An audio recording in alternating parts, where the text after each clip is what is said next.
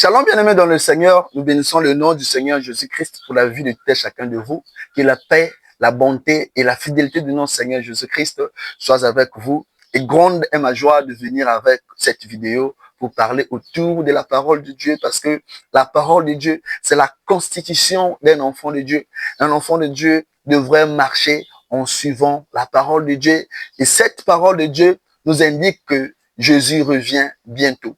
Les signes se sont déjà accomplis. Nous entendons parler de guerre.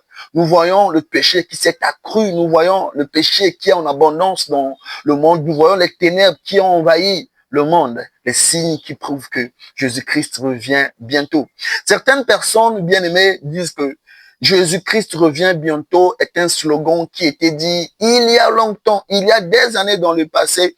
On nous disait que Jésus revient bientôt. Et jusqu'à ce jour, nous ne voyons pas cela. Nous ne voyons pas l'accomplissement de cela. Vous dites que Jésus revient bientôt, mais qu'est-ce qui prouve qu'il viendra?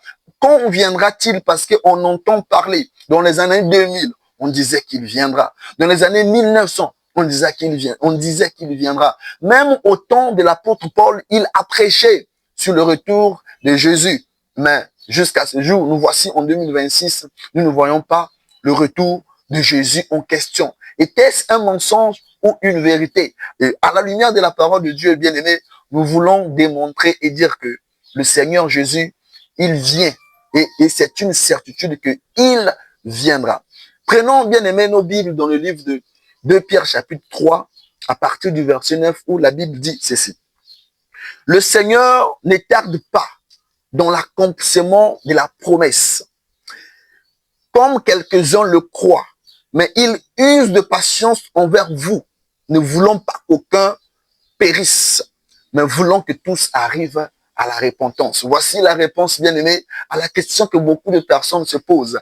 Beaucoup disent que Jésus en question, on nous dit qu'il viendra, il viendra. Mais à quand viendra-t-il, bien-aimé? Je vais vous dire, bien-aimé, que si Jésus tarde à venir, c'est tout simplement parce qu'il voudrait, bien-aimé, que tous parviennent à la repentance, bien-aimé. Tu dois comprendre, bien-aimé, que si Jésus n'est pas encore venu, parce qu'il attend que tu puisses mettre ta vie en ordre, bien-aimé. Voilà pourquoi les prédicateurs devraient mettre un accent très important sur la crainte de Dieu. Jésus ne nous a pas appelés seulement pour les bénédictions de cette terre. Ces bénédictions sont bonnes pour la chair, mais la crainte de Dieu est bonne, bien-aimé, pour l'âme de la personne, bien-aimée. Parce que nous savons, bien-aimé, que ce corps, il périra, ce corps, il ira dans la poussière. Mais notre âme ira à parler devant le Seigneur. Si le Seigneur revenait, bien-aimé, est-ce qu'il trouvera des personnes qui sont fidèles à sa parole? Est-ce qu'il trouvera des personnes qui vivent selon sa parole? Voilà pourquoi, bien-aimé, que le Seigneur, par la bouche de ses sentinelles, par la bouche de ceux, bien-aimés, qu'il a établis, le Seigneur appelle de nombreuses âmes à la repentance. Aujourd'hui, nous voyons, bien-aimé, le Seigneur qui, par sa puissance, il fait visiter à de nombreuses personnes l'enfer et le ciel, à ce que les personnes voient ce qui se passe dans le séjour de mort, dans le lieu de tourment en enfer, à ce que les gens puissent, le Seigneur, à ce que les gens comprennent que quand nous parlons de l'enfer et du ciel, ce n'est pas de l'amusement, bien-aimé. Le ciel, il est réel. L'enfer, il est aussi réel, bien-aimé. Ira au ciel celui-là qui a accepté Jésus-Christ comme Seigneur et Sauveur, qui est né de nouveau et qui marche dans la sanctification.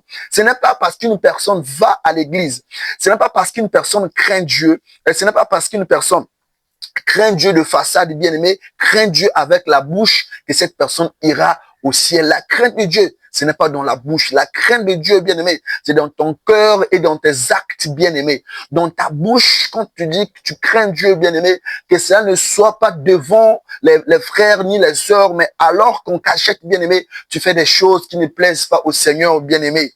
La crainte de Dieu n'est pas un slogan, mais la crainte de Dieu, bien-aimé, doit être la vie d'un enfant de Dieu. Aller à l'église, c'est une bonne chose. Servir Dieu est une bonne chose. Mais aller à l'église et servir Dieu dans la sanctification, bien-aimé, c'est à cela que le Seigneur nous attend. Voilà pourquoi le Seigneur dit dans le livre de 1 Thessaloniciens chapitre 4 au verset 3, si j'ai une bonne mémoire, il dit que ce que Dieu veut, c'est votre sanctification. Que vous vous absteniez de l'impudicité, que vous vous absteniez de tout ce qui est péché, bien-aimé. Jésus revient. S'il tarde, bien-aimé, c'est parce qu'il attend que toi et moi, puissions mettre nos vies en ordre, bien-aimés. En réalité, nous ne devons pas dire pourquoi il tarde. Nous devons au contraire profiter de ce temps qu'il nous a donné de mettre nos vies en ordre, bien-aimés. La Bible dit que tant qu'il y a la vie, il y a de l'espoir. Dans le livre de Romains 2, verset 4, la Bible dit que la bonté de Dieu ne te pousse à la repentance. Le fait que, malgré que tu vis une vie de désordre, malgré que tu tues, bien-aimé, malgré que tu voles, malgré que tu te prostitues, bien-aimé, Dieu ne t'a pas tué. Il y a beaucoup de personnes qui sont mortes là où tu es parti, bien-aimé, dans des boîtes de nuit. D'autres personnes qui sont mortes dans des bagarres, dans des boîtes de nuit. Mais malgré que tu y vas, le Seigneur t'a maintenu en vie. C'est parce qu'il veut que tu puisses profiter de ce temps, bien-aimé, de te repentir. Jésus revient, bien-aimé. Mais s'il vient, comment te trouvera-t-il bien, te trouvera-t-il bien-aimé? Voilà pourquoi voici le moment de se repentir, bien-aimé. Ce temps que Dieu nous donne est un temps de préparation. Nous devons nous préparer, bien-aimé, au retour de Jésus. Car pour ceux qui se prépareront pour le retour de Jésus, ces personnes-là seront dans la joie. Que le Seigneur nous fasse grâce, bien-aimé, de comprendre qu'il revient. Que le Seigneur nous fasse grâce, bien-aimé, que ceci n'est pas le temps de vivre comme on le voulait. Ceci n'est pas le temps, bien-aimé, de marcher dans le péché, de vivre dans le péché. Et il n'est pas trop tard, bien-aimé, de revenir au Seigneur. La Bible dit que cette fois le juste tombe et il se relève, bien-aimé. Je ne voudrais pas que tu puisses rester dans cette vie. Tu as peut-être longtemps vécu dans la crainte de Dieu et plus tard tu es reparti dans la boue du péché. Mais Jésus veut te dire, reviens. Tel le fils prodigue qui est entré en lui-même. Il a dit, je retournerai à la maison de mon père. Jésus veut te dire, à toi qui t'es éloigné de la bergerie, peut-être à cause du comportement des bien-aimés, le comportement d'un frère ou d'une sœur, peut-être le comportement d'un homme de Dieu, t'avait attristé qu'aujourd'hui tu ne pries plus, bien-aimé. Le pasteur n'est pas mort pour toi.